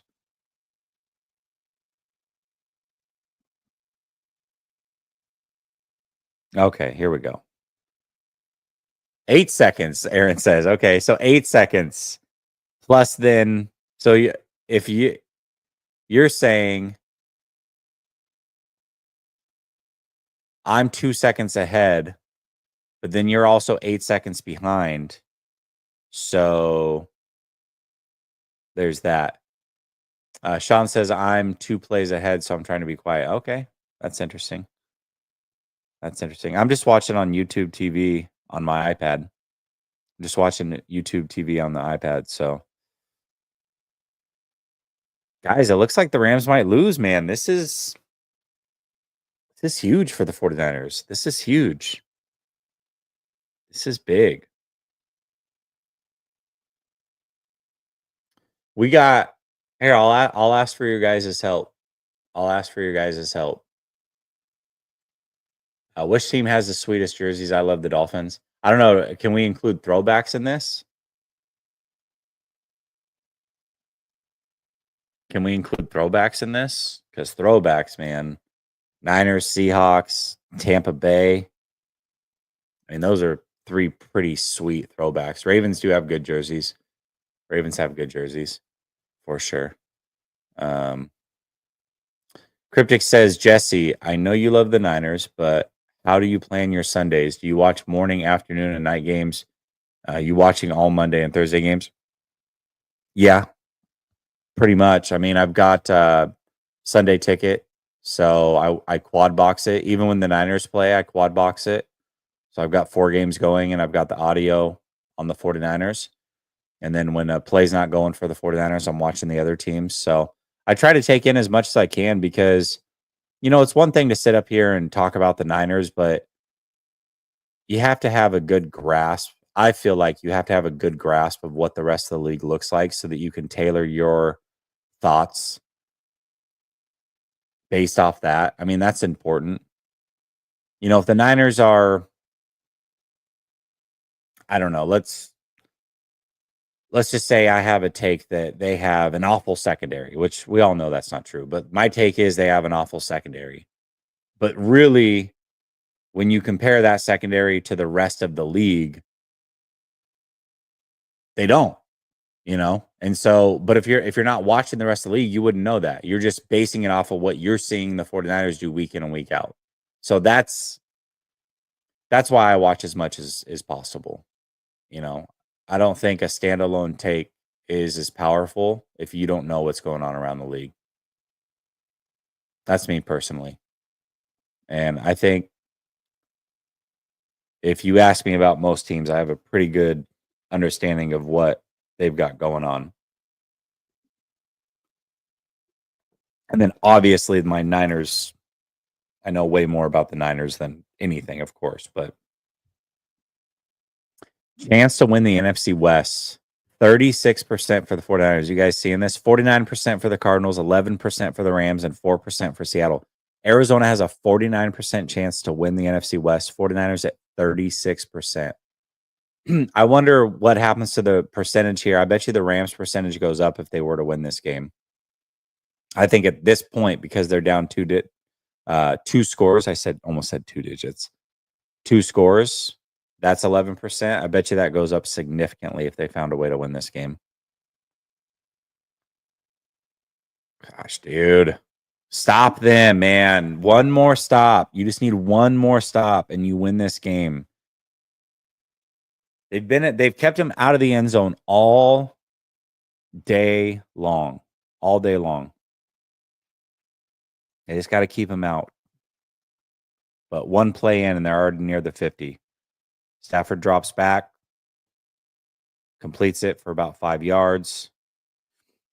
Second down and 5, 8:35 left. 20-9 Dolphins. Rams have the ball and they're moving.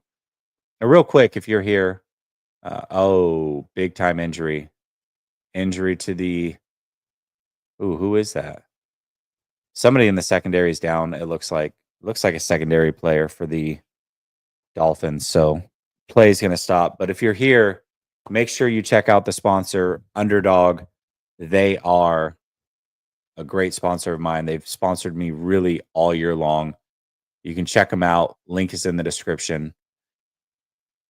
Promo code LSS. They'll give you 50% deposit match up to $1,000.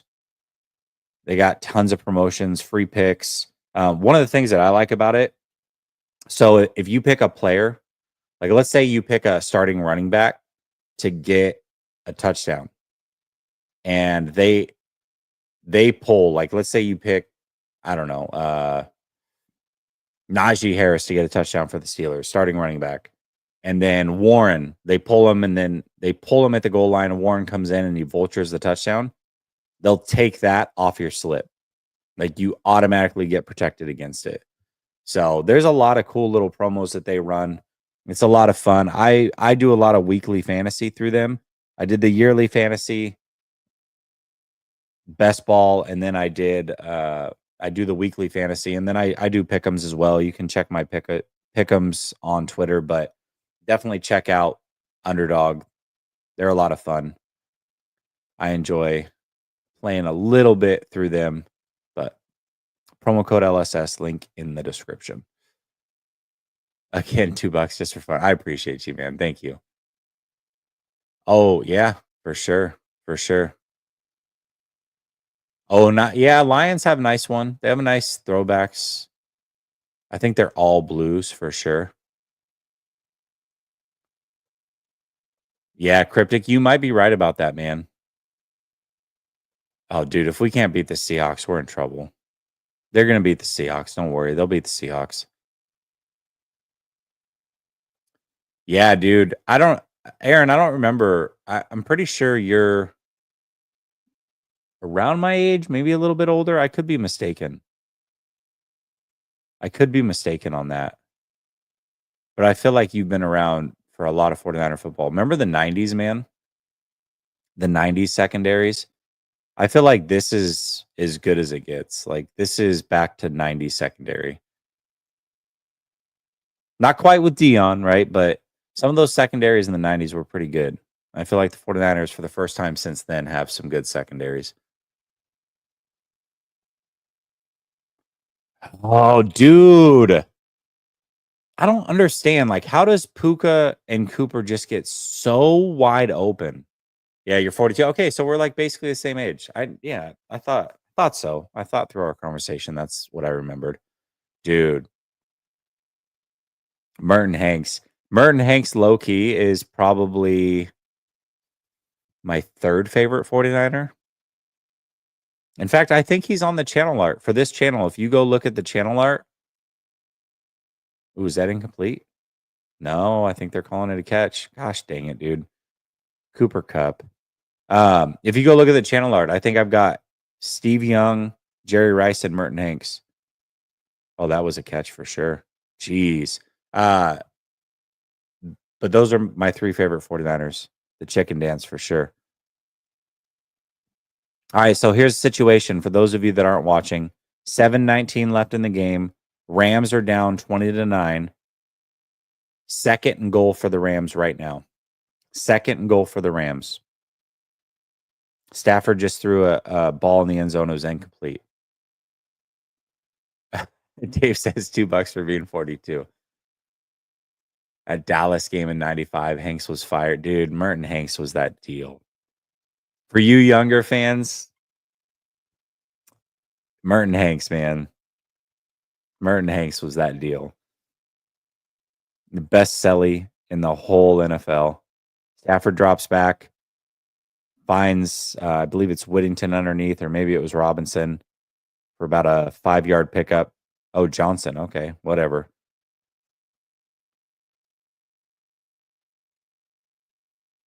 Here we go. Third and goal. 7 minutes left. 20-9 Dolphins. Third and goal. The Rams are 1-9 on third down conversions today. 3 sacks allowed and 1 interception. And this is a third down. Third and goal right here on the 4-yard line. Player in motion, right to left. Snap ball. Stafford has time. He's surveying, throws the ball. Incomplete. Here we go. Man, they have not gotten in the end zone all day long. All day long. Fourth and goal. They're going to kick the 3. They're going to be down 8. They're going to need a stop. They're somehow going to have to get in the end zone and get a 2-point conversion just to tie this game later on. They have not been able to get in the end zone all day long. I mean, there's just really nobody open, to be real with you. Stafford threw to a spot, but nobody was open. Nobody was open. Great defense by the Dolphins. 22-yard kick. This one should be good, and it is. Okay. Rams are down 8. 6 minutes, 31 seconds left. I don't know that it was a terrible throw. I mean, who was open? I didn't see anybody open on that play. He was just throwing it out of the back of the end zone. Anyone knows who designed the black jersey for the Niners? No. Those all blacks were pretty slick, though. I like them personally. The all blacks with all red numbers. All blacks with all red numbers. Yeah, but Mitchell and Ness, I mean, again, I'd have to see it again, but this is the same thing that I say when we watch film on Purdy. It's like, was the running back on the backside of the play? You know, he's got 3 reads on the left and the running back's on the backside of the play. He's just not going to see it. You know what I mean? I'm not saying that's the case. I don't know. You know, I just saw it once or twice, and I didn't see it at an all 22 angle. Yeah, the all blacks are dope. All blacks are dope. Oh, the Bowman. Yeah, that's clean. In fact, I think Brother Bob has a all black Bowman, if I'm not mistaken. Say Bowman designed it? I don't remember that. Dude had a giraffe neck. He did, bro. He did. He definitely did. Yeah, looks like the Rams are going to lose. It certainly does look that way. That's for sure. It's a big deal, man. This is big, big, big, big for the 49ers. This is big. Oh, the bumblebees, those are awful. Those are the worst. Those are the worst. Oh my gosh. Ben Roethlisberger would trot out there with the bumblebees. Those are so bad. Oh my gosh. Green Bay has awful throwbacks too. It's like their jersey is just classic, but when they go to the throwbacks and it's like a blue helmet, that's weird. I don't like theirs. Best throwbacks are the 49ers, the Seahawks, the Buccaneers. I'm trying to think who else has a really good throwback jersey. Saturday Night Live, yeah, with Bumblebee. It was always on Saturdays too, I swear. No, those Steelers they're awful. Ugh. Terrible jerseys. I can't stand the Steeler jerseys. They're terrible. The throwback ones. Browns are pretty basic. Who has a good throwback? The Lions. Okay, we determined the Lions had a good throwback earlier as well. Forgot about them. I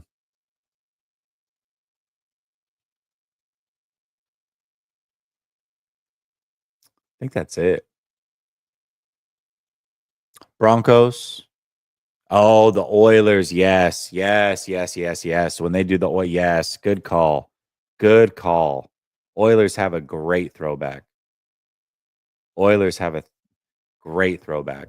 Those all reds that the Texans were wearing yesterday, not a throwback, obviously, but good jersey. Okay, here we go.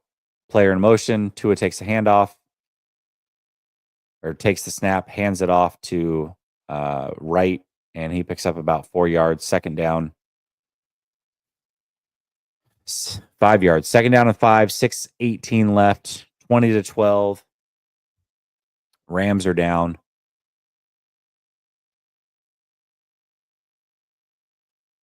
The Dolphins are on a 3-game losing streak when having a lead or tied in the fourth quarter. Okay. Well, that's not encouraging, but they are up 8. Second down and 5. Tua under center. Player in motion. Hands off again. They've got him dead to rights for a 1-yard loss. And it's going to be 3rd and 6. Falcons, yeah. It's more their helmet. That's slick. I agree. Falcons have a nice throwback. Bears. Those Bears ones, those, I don't know. Bears have just a good, I think, overall uni. Seattle's nice, but a little bit too Oregon Ducky. Yeah, I don't know. I like it though. I think it's clean. And I'm an Oregon Duck fan though, so of course, I love what Oregon does. But when the Seahawks though, when they went with a highlighter green as like their actual jersey, that was awful. Rams showing blitz, drop back Tua. He's going mobile left, throws across his body, completes it to Odell Beckham Jr. First down.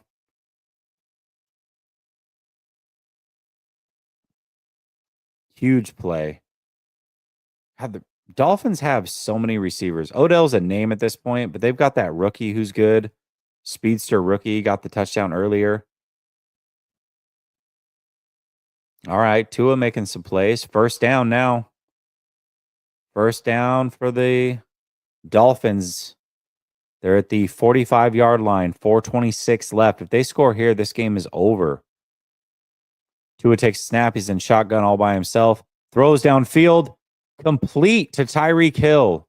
No, that's Washington. That's the rookie I was talking about. Gosh, he's small like Tyreek.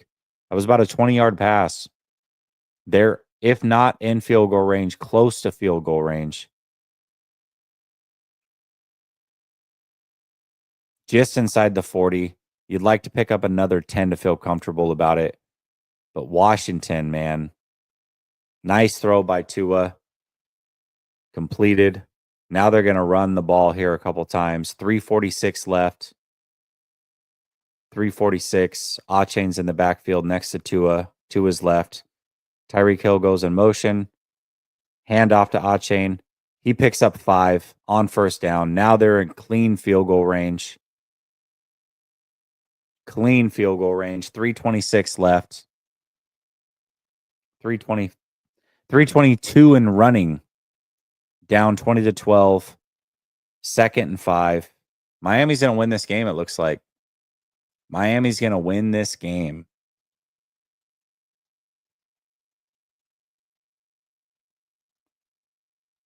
Barring something crazy like a fumble or interception, it looks like they're going to win this game. This is huge for the 49ers. Huge, huge, huge. Ooh, they stop Achane for a 1-yard loss. Brown's got to chill out, man. He already got the 1 penalty. He's playing on the edge here for the Rams, man. You might want to chill out. You can't afford another penalty here. The Rams call a timeout with 2:49 left. It's 3rd down and about 5.5 here. This is pretty much the game right here. This is pretty much the game. Look at the Giants throwbacks. Yeah. I think the old school, like, Giant logo on the helmet is pretty dope. But when they go like 5 versions back, it's awful. Anyone who has blonde dyed hair is suspicious. Yeah, I would say unless you're a kid, of course. Kids love to dye their hair. Here we go. 3rd down and 6. Tua in shotgun. Throws it to the left. Tyreek Hill. Oh my gosh, he's stuffed. Okay, here we go. Here's the game. 2:43 left. Rams take their 2nd timeout. 4th down. They're kicking a field goal. This is for the game. It's going to be about a 50-yarder. 50-yarder. Here we go.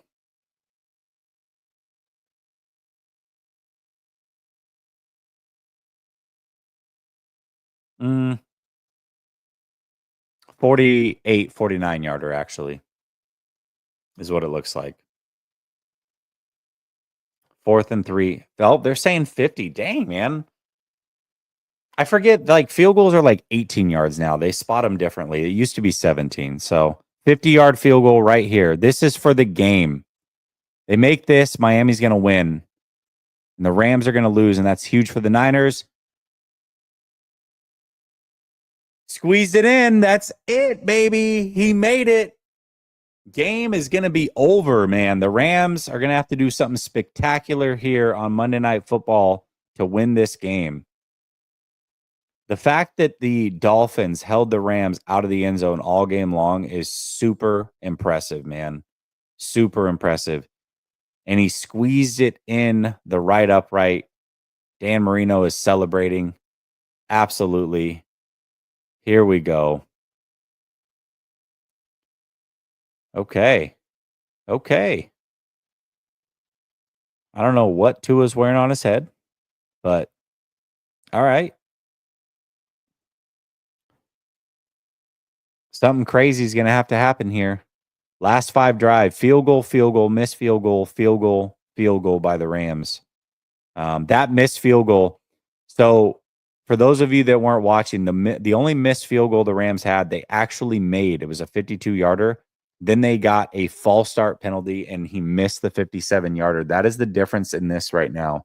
That's what's keeping this from a 1-score to a 2-score game. With 2:38 left and 1 timeout, the Rams are going to have to score, get an onside kick, and score again. This game is basically over. Game blouses.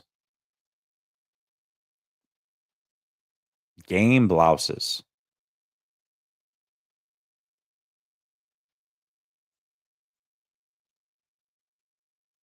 I mean, just absolutely craziness.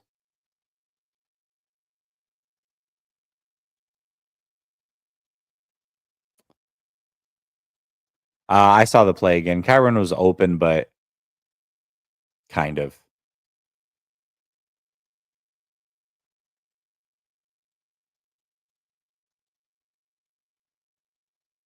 Yeah, I mean, time is of the essence, but really it doesn't matter. It's not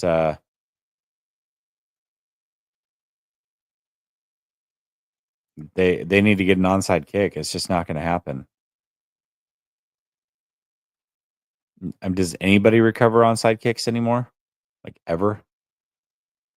Oh, he got blasted. Sheesh. 2 minutes and 12 seconds left. Rams are about a half yard short of a first down.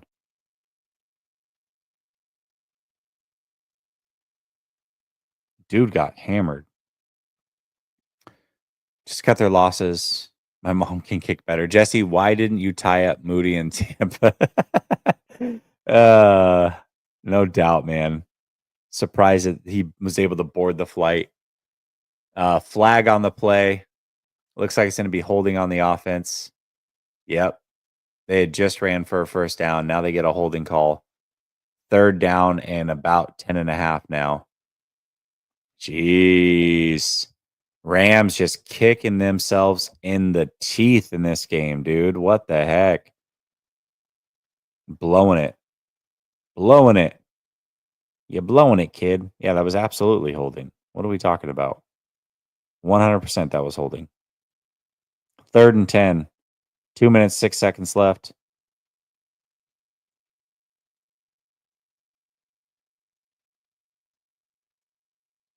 And they pick up a first down.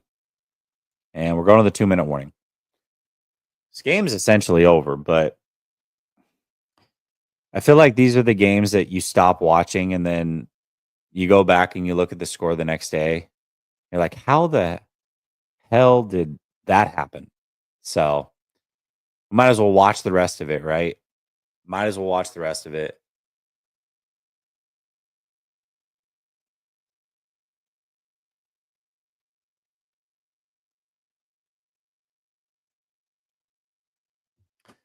Might as well watch the rest of it.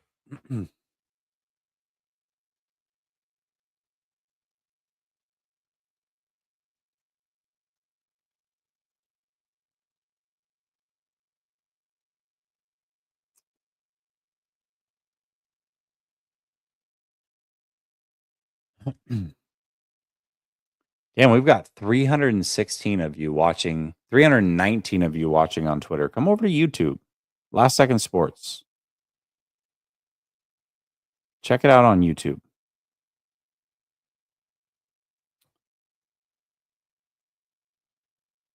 All right, school again.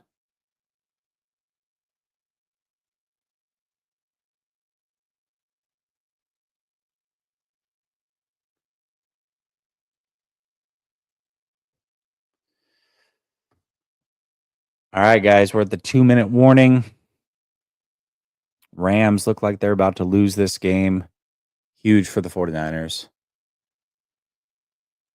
Dude, the Lions, again, throwing 5 picks. The fact that they found a way to win that game is just, and put up more points than the 49ers did. That's crazy.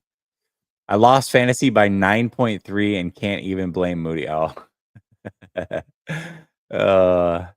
Jesse, that one play Stafford missed, Aikman and Buck were calling that he missed the running back coming out of the backfield. Shot out and up. Yeah, maybe he did. Maybe he did. Are you talking about on the end zone? For sure. For sure. But actually in fantasy, wouldn't you, if he had made one of those other ones, 4-point play, right? Like you get 4 points, 5 points, depending on where the kick's at. So if Moody was your kicker, then you probably would have won.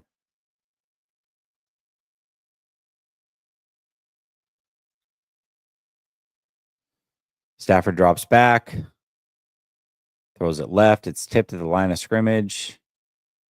And Seiler's just crushing it for the Dolphins right now. My gosh, man. This guy's a one-man wrecking crew. One-man wrecking crew right now. He'd missed the last couple of games. He broke his orbital bone, I think, in practice. He's been all over the place. He's a beast, man. Ex-Raven. Puka Nakua picks up a first down. Clock running, 1:47 left. Rams obviously in no huddle.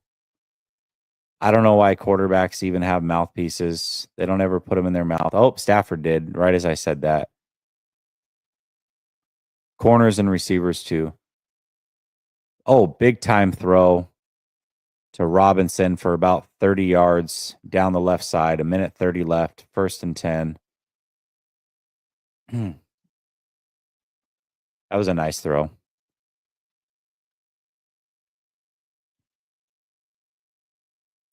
All right, they're at the 25-yard line about to score. They have not gotten in the end zone all freaking day, so I don't know why it would change now. 1:27 left. Stafford complaining to the refs. He's pissed. Great feet drag by Robinson on that play. Situational awareness, spatial awareness, rather, is what I meant to say.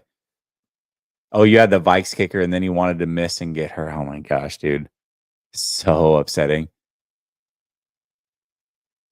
Who are you having this week? Brandon. Actually, Brandon's hosting, and then I'm dual streaming. So Brandon's going to be the host, but it'll be dual streamed here. I played tackle football one day in my prime when I was 24 and dislocated my thumb and separated my rib. I don't get how a receiver can float in the air just one-handed and land on everything, land on a cloud. Yeah, I don't get it either, man. It's incredible. 1:04 left. I think the Rams are going to not call a timeout. Okay. They have one timeout left. I've got Aubrey as my kicker. So, every week I'm winning. Oh, that's a pass interference. Wow. What? Okay. I guess not. I guess not. He said it was uncatchable. All right. Okay. I mean, it was definitely a high throw, but I feel like the high throw was because of the pass interference. Hey, whatever. Okay. Here we go. 2nd down and 10. Rams at the 13-ish, 12.5-ish yard line. 5 wide. Stafford drops back. Misses Puka. Jalen Ramsey in coverage. Now it's 3rd and 10. 42 seconds left. 42 seconds. Dolphins aren't losing this game, man. Got CMC, lost Diggs and Olave, waiting for Collins, but got 3 wins. Jeez, dude. That's a rough season. I've been very, very lucky. I'm 9-1 in fantasy right now. 9-1. All right, they're kicking a field goal on 3rd down with 42 seconds left. That'll put them back down 8. So they need an onside kick, a touchdown, and a 2-point conversion just to send it to overtime. Onside kick, touchdown, 2-point conversion. I had Mason and benched him after Sunday. I might as well drop him. I don't do that because if CMC goes down, then you're definitely going to want Mason back. Yeah, this looks over, guys. It looked over as soon as the Dolphins kicked a field goal. It was essentially over. But like I said, crazier things happen. So I just want to make sure that I don't miss some crazy freaking play here. I don't want to miss some crazy play.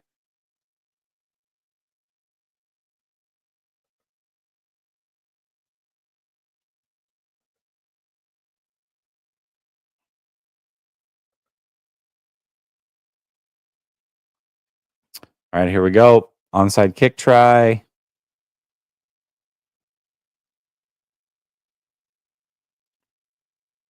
Dolphins recover. Game over. That was huge for the San Francisco 49ers. Absolutely massive. Holy crap. It's a good kick, too. Good kick. Good job on the Dolphins to recover it, man. Heck yeah, let's go. Game over, baby. That was so big for the 49ers. Now we just need the freaking Cardinals to lose, man. My gosh. If the Cardinals could lose one, that would be great. The Rams lost. Let's go. River Craycraft is still on a football team, ladies and gentlemen. All right, y'all. Listen, I'm going to get out of here. I just stayed down to watch the game with y'all. That is it. I'll be back tomorrow. 4-man front right here on Last Second Sports. Myself, Grant, Ryan, Coach. We will be back tomorrow. 4-man front. Ooh, let me get these supers. I think I got them all. Yep. Hung, thank you very, very much. Very much. Dave Barclay says play-by-play by Jesse is awesome. Love you, Jess. I appreciate you, Dave. Appreciate you very much. Hopefully, for those of you that weren't watching, you got a good depiction of what happened. But that is it. That is it. All right, y'all. We'll see you tomorrow. Peace.